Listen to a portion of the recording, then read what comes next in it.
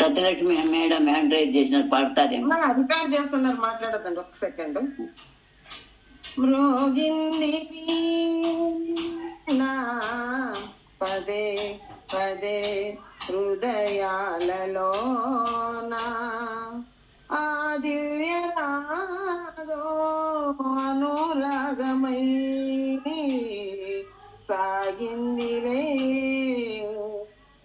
మ్రోగింది వీణ పదే పదే హృదయాలలో ఆ దివ్య రాగం అనురాగమై సాగిందిలే. అదరాల మీద ఆడింది నామం, అదరాల మీద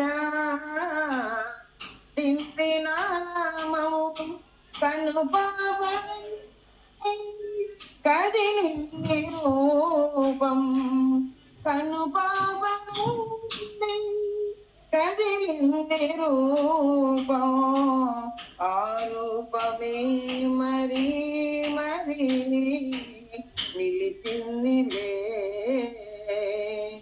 మ్రోగింది వీణ పదే పదే హృదయాలలో ఆ దివ్య రాగం అనురాగమై సాగిందిలే. సిరిమల్లె కురిసింది నవ్వు, సిరిమల్లె కురిసింది నవ్వు, నెలరాజు వేసింది బంధం, నెలరాజు వేసింది బంధం, ఆ బంధమే మరి మరి ఆనందమే. మ్రోగింది వీణ పదే పదే హృదయాలలో ఆ దివ్య రాగం అనురాగమై సాగిందిలే. చూడండి మాస్టర్, మ్రోగింది వీణ పదే పదే ఎక్కడ? మన హృదయాల్లో. పరమాత్ముడు అనేటటువంటి ఆ యొక్క పదాన్ని పదే పదే మన యొక్క నాడులలో, ఆ వీణకున్నటువంటి ఆ తంతుల్లాగా మన నాడులలో ఎలాగైతే మిళితమైపోతుందో అప్పుడు అది అనురాగమై పొంగుతుంది. ఎలా అనురాగం అవుతుంది? అందరిలో కూడాను ఒకే రకమైనటువంటి భావన మనకు కలుగుతుంది మాస్టర్స్. తన మన భేదము లేకుండా అందరిలో కూడాను ఒకే రకమైనటువంటి భావన అనేటటువంటిది కలుగుతూ ఉంటుంది మాస్టర్స్. ఇంకా ఏం చెప్తున్నారు ఇక్కడ? ఎలా ఉండాలంటే అది అదరాల మీద ఆడింది నామం.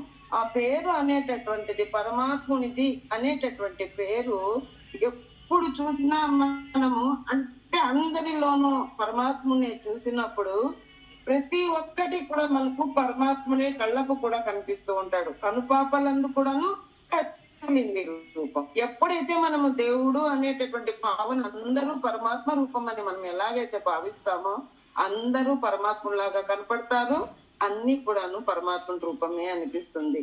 అలాంటిదే మన మనసులలో నిలుపుకోవాలి అని చెప్తున్నారు మాస్టర్స్. ఇంకా ఏం చెప్తున్నారు? సిరిమల్లె పువ్వు కురిసింది నవ్వు. మల్లెపువ్వు నిజంగా మనకు నవ్వు కురిపిస్తుందా? లేదు. కానీ తన యొక్క సుగంధ ద్రవ్యాల ద్వారా మన మనసులలో ఆ యొక్క మనస్సు అనేటటువంటిది ఎక్కువగా పరమాత్ముడి వైపు వెళ్ళడానికి కానీ ఆనందము వైపు వెళ్ళడానికి కానీ మన మనసు అనేటటువంటిది చంచలము కాకుండా అందులోనే ఉండిపోతుంది. ఆ విధంగా ఆ మల్లెపువ్వు యొక్క సువాసన ఏ విధంగా అయితే వెదజల్లుతో ఉందో, కురిసింది నవ్వు అంటున్నాం కదా, అలాంటిది ఆ యొక్క మనసు దేనికి ప్రతీక? చంద్రునికి ప్రతీక అంటున్నాము. ఆ నెలరాజు అందము కూడాను దీనికి జత అయితే అంటే ఏంటంటే మన యొక్క భావనలు మంచిగా ఉంచుకుంటే నిజంగానే ఆ యొక్క మనం ఏది అనుకున్నా కూడాను అది అందంగా తయారవుతుంది. అందం అంటే చూపులో దృష్టిలో కాదండి, మనసు అందము అంటున్నారు. కుబ్జాన్ని ఎలాగైతే లోపల ఉన్నటువంటి మనసులో ఉన్నటువంటి మంచిని ఎలాగైతే కృష్ణ పరమాత్ముడు గమనించి నువ్వు అందంగా ఉన్నావు అన్నాడో, అలా ఇది కూడాను మనలో ఎప్పుడు కూడాను మంచి భావనలు ఉంచుకోవడం ద్వారా మనలో ఉన్నటువంటి ఆ యొక్క ఆత్మ సౌందర్యాన్ని అందరూ కూడాను గుర్తిస్తారు. గుర్తించడం వరకు మనం పోకపోయినా అది ఒకే రకమైనటువంటి ప్రేమను వెదజల్లుతూ ఉండడం ద్వారా పరమాత్మునికి కూడా మనము దగ్గర అవుతాం మాస్టర్స్. థ్యాంక్ యూ అవకాశం ఇచ్చినందుకు థ్యాంక్ యూ మాస్టర్స్. మనం